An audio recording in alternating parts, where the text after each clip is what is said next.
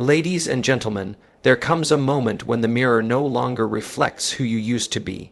And that, my friends, is when you know you've done something right. The secret: focus. Ruthless, deliberate, patient focus. Before you can focus, you have to know where you're going. You can't hit a target you haven't set. Too many people confuse movement with progress, but being busy doesn't mean you're being effective. The mind, like a laser, only becomes powerful when it's pointed at something specific. That's why clarity is the starting line for all meaningful focus. Without it, you're just spinning your wheels. You're reacting, not creating. You're surviving, not building.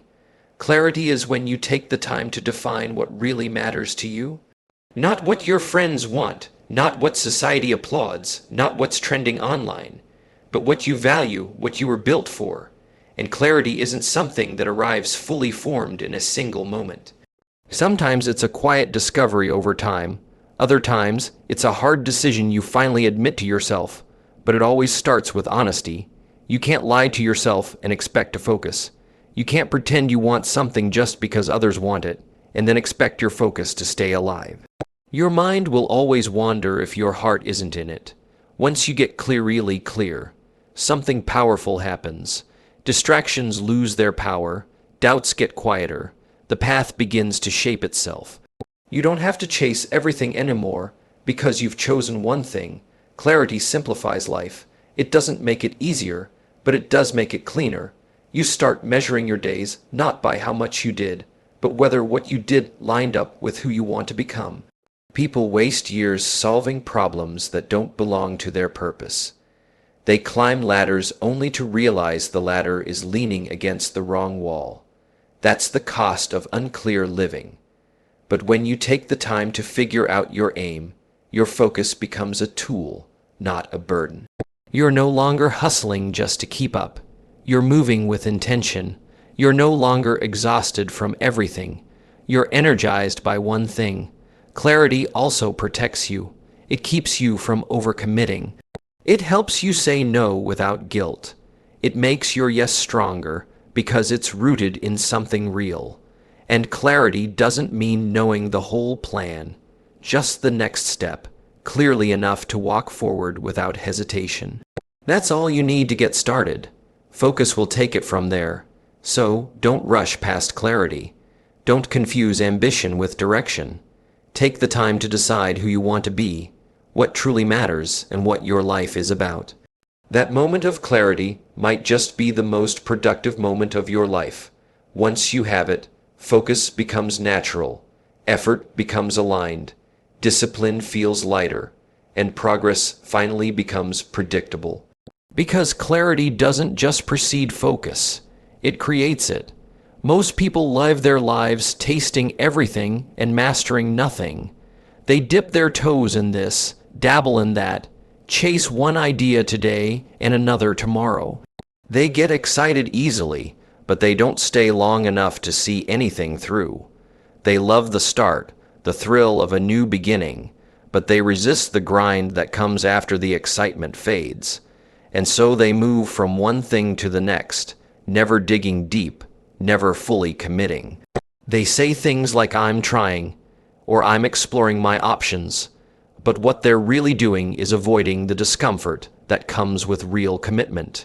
You see, there's a big difference between being interested and being committed. When you're interested, you'll do what's convenient. When you're committed, you'll do whatever it takes.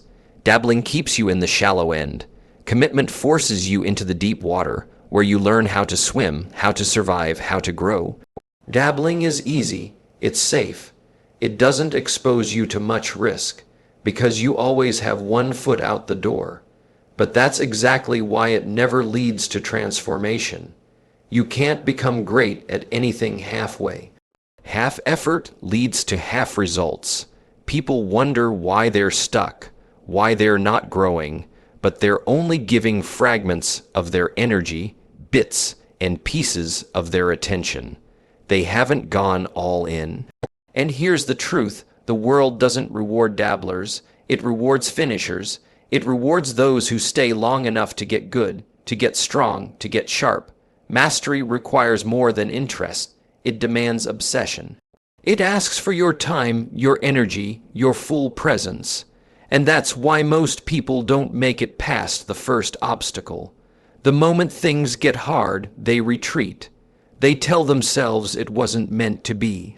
But it's not fate that's stopping them. It's the lack of commitment. They didn't burn the boats.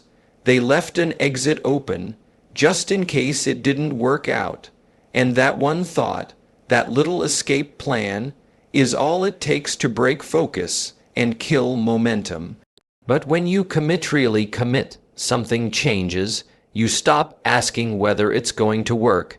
You decide it will, and then you start acting like it. You get creative, you get resourceful, you push past the resistance. You don't need perfect conditions anymore, because you've made a decision. You've drawn a line in the sand, and that decision frees you. It simplifies everything. You're no longer wondering if you should continue. You've already chosen to. Now all your energy is directed, concentrated, effective. Commitment gives you an edge, because very few are willing to pay the price for greatness. But those who are, those who commit with everything they've got, they're the ones who change, who grow, who win. Most people dabble, few commit, and that's the difference between potential and progress, between being average and becoming unrecognizable. Focus is not something that arrives with the noise of the crowd or the applause of others. It's not built when the spotlight is on you or when everything is going your way. True focus is forged in silence, in stillness, in the unnoticed, quiet moments when no one is watching. It's in those early mornings when the world is still asleep and you choose to show up. It's in the late nights when your body is tired, your mind is restless, but you stay with the task. Focus is built in those small, invisible choices. When you could drift, but decide to stay present. When you could scroll, but choose to study. When you could quit, but lean in a little longer. Most people are waiting for the perfect moment to start, for inspiration to hit, or for the mood to be just right. But that's not how focus is trained. Focus is built through repetition, through practice, through commitment to the ordinary. It's found in routines that others might call boring. It's grown through consistency that most people underestimate. There's nothing flashy about it. In fact, most focused people don't look extraordinary while they're doing the work. They're just quietly, steadily building something powerful, brick by brick. And because it's not loud or glamorous, others assume it's not special.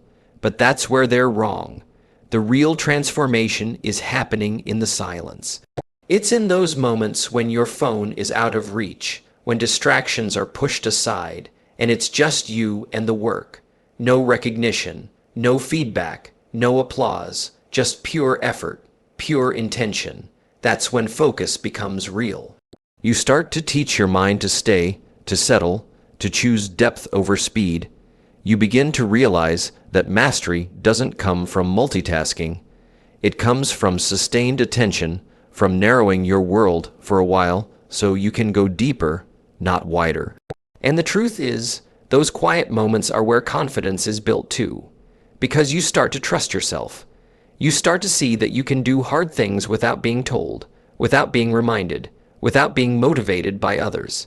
You begin to develop inner strength, discipline becomes natural, integrity becomes your rhythm. Focus isn't something that just appears when you need it. It's something you prepare for every time you choose structure over chaos, stillness over noise, and progress over comfort. So while others are chasing quick results and instant recognition, you're investing in what matters. You're building focus from the inside out. You're learning how to control your attention in a world that constantly tries to steal it. And that skill, once it's developed in the quiet, becomes your superpower in the chaos. You don't rise to the level of your ambition. You fall to the level of your habits. And your habits are built, refined, and solidified in those quiet, unnoticed moments when no one else is around, but you show up anyway. At the beginning of any journey, excuses feel loud. They seem valid, even logical. You tell yourself you're too busy, too tired, too inexperienced, too old, too young, too far behind. These excuses are easy to make because they give you an immediate way out. They let you protect your pride without ever having to risk anything. But something interesting happens when you start producing results. Those same excuses that once felt heavy start to lose their power. They don't disappear overnight, but they shrink in volume. Because when results show up, they speak louder than your doubts. Excuses are often a cover for fear. Fear of failure, fear of judgment, fear of being exposed as not good enough. And as long as you have no results, the fear has full control. It convinces you that you're waiting for the right time, when in truth, you're avoiding the discomfort of beginning. But results come from action, from starting messy, starting scared, starting unprepared, and staying in the process long enough to learn. And once the first signs of progress show up, even the smallest wins, your perspective begins to shift. You no longer need to defend your excuses because you're too busy proving them wrong. The more progress you make, the more your mind changes its tone. What was once "I can't" becomes "I might." What was once hesitation becomes movement. You begin to replace justification with responsibility. You stop looking for reasons why it won't work and start finding ways to make it work. And when others try to offer you sympathy, you don't even want it anymore, because results have given you a taste of what's possible, and that hunger is stronger than any excuse. When you've stacked up enough results, enough days of consistency, enough reps, enough uncomfortable steps taken, excuses start to feel ridiculous. The stories you used to tell yourself about your limits no longer match the reality you're building. You begin to outgrow your old narrative. You realize that most of the barriers were never external. They were internal. They weren't real problems. They were mental blocks. And once momentum kicks in, those blocks crumble under the weight of action. It's not that the challenges disappear. It's that your belief grows, your capacity grows, your standard for yourself rises. Results give you proof. They remind you that change is real and that it's available to you. You don't have to convince anyone anymore, not even yourself, because your actions have already done the talking. Every small result is like a deposit into your confidence account. And over time, confidence buys you clarity, energy, and the drive to keep showing up, even when it's tough. The beauty is that once you experience this shift, you become almost allergic to excuses. You recognize them for what they are: delays, distractions, and distortions. And you don't have time for them anymore because now you've tasted progress. And once results start to grow, excuses start to fade. Every step forward silences the reasons not to take the next. Focus is not just about what you give your attention to. It's also about what you're willing to give up. It's easy to talk about goals and dreams, but the truth is, you can't hold on to everything and expect to move forward. You have to let go of the things that don't serve your direction. That's the cost of focus. And for most people, that cost feels too high. They want to improve their life without changing their habits. They want the reward without the trade-off. But focus doesn't work that way. It demands sacrifice. It asks you to choose what matters most and release what doesn't, even if it once felt important. You can't focus deeply if you're constantly distracted. That means sacrificing comfort. It means choosing discipline over entertainment, consistency over chaos, priorities over preferences. There will be weekends where you stay in to work while others go out. There will be mornings when you wake up early to train your mind or body while others are still asleep. That's not punishment, it's alignment. It's making sure your actions match your ambition. Focus forces you to audit your time, your environment, your relationships. Not everything can go with you. Not everyone will understand your discipline, but that's part of the journey.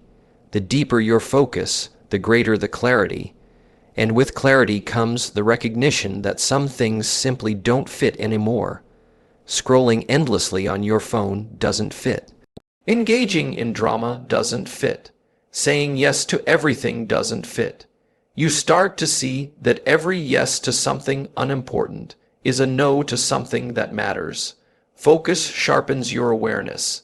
It reveals where your time leaks and where your energy drains. And once you see it, you can't unsee it. You start making different choices, not because you have to, but because you want to, because the vision of where you're going means more to you than the comfort of where you've been. And the more you practice focus, the more you become comfortable with being misunderstood. People will question your decisions. They'll say you've changed. They might even call you obsessed. But obsession with growth, with purpose, with building something meaningful, that's not a flaw. That's a decision. It's the decision to stop living on default and start living with design. It's the choice to trade short-term pleasure for long-term progress. And while others are scattered in every direction, you're going deep in one. Sacrifice doesn't make you weaker. It makes you stronger. It trains your will. It sharpens your discipline. It gives your focus weight. There's something powerful about being the person who can say no when it matters. Because that no isn't just about turning something down. It's about turning fully toward what's worth your life. Every sacrifice is a message to yourself that your vision is real, your time is valuable, and your goals are non-negotiable. Focus doesn't just require sacrifice. It is sacrifice. It's giving the best of yourself to the things that deserve it most. True focus doesn't just help you get things done. It changes who you are. When you truly focus, you're not just applying attention to a task. You're reshaping your identity. You begin to think differently, act differently, and over time, become someone you never imagined possible. Focus is not just about productivity. It's about transformation. Because the moment you decide to commit your energy, your time, and your intention toward one clear direction, you activate a level of power within you that's been waiting to be unleashed. Most people drift through life pulled in every direction by distractions, obligations, and noise. But when you focus, you make a decision to stop drifting and start designing. You stop reacting and begin creating. That single act of choosing what to focus on, and just as importantly, what to ignore, starts a chain reaction. You begin to let go of who you were and step into who you're becoming. That's where the transformation begins. It's not a big, flashy moment. It's in the daily discipline, in the repetition, in the decision to keep going even when it's hard, boring, or uncertain. The person you were at the beginning of the journey may not recognize the person you become through focus, because focus requires that you evolve. It forces you to break old habits, question old beliefs, and stretch beyond what you thought was possible. It demands that you leave behind comfort zones and excuses, and as you do, your mindset shifts. You stop seeking approval and start seeking alignment. You stop chasing quick wins and start building long-term value. You begin to live with purpose instead of pressure. You no longer need motivation to act, because action has become who you are. True focus also builds confidence, not the kind that's loud and boastful, but the kind that comes from knowing you're living in integrity with your goals. You've proven to yourself that you can follow through, that you can stay the course, that you can trust your own commitment, and that kind of confidence is hard to shake. It becomes your foundation. It fuels your momentum. It allows you to stand firm in your values even when things get hard. Over time, focus starts changing the way you see the world. You notice patterns others miss. You develop patience others don't have. You appreciate progress others overlook. And slowly, you separate yourself, not in a way that's arrogant, but in a way that's undeniable. You've trained yourself to stay locked in while others quit. You've developed the strength to stay when others flee. And that inner strength begins to show outwardly. people start to notice.